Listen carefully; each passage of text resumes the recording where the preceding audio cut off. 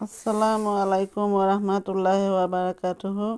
আপোনালোকৰ ওপৰত আল্লাহৰ ৰহমত, বৰকত আৰু শান্তি বৰ্ষিত হওক। আউযুবিল্লাহি মিনাশ শাইতানিৰ ৰাজিম। বিসমিল্লাহিৰ ৰহমানিৰ ৰহিম। খেদা খোৱা শয়তানৰ ফুচলনিৰ পৰা আল্লাহ তুমি আমাক ৰক্ষা কৰা। পৰম কৰুণা পৰম দয়ালু আল্লাহ তাআলাৰ নামত আৰম্ভ কৰোঁ। আজি সূৰা আল ফাতহ অৰ্থ বিজয় সূৰাটোৰ 52 নম্বৰ আয়াত পঢ়ি শুনাব খুজিছোঁ। আশা কৰোঁ আপোনালোকে শুনি অশেষ সওৱাব অৰ্জন কৰিব পাৰিব। কিন্তু তোমালোকে যি কৈছা সেয়া আচল কথা নহয়, বৰং তোমালোকে ভাবিছিলা যে ৰসূল আৰু মুমিনসকলে তেওঁলোকৰ নিজ পৰিয়ালবৰ্গলৈ দুনাই কেতিয়াও ঘূৰি আহিব নোৱাৰিব। এনে ধাৰণা তোমালোকৰ মনত ভাল লাগিছিল আৰু এয়া তোমালোকৰ বৰ জঘন্য ধাৰণা আছিল। আচলতে তোমালোকে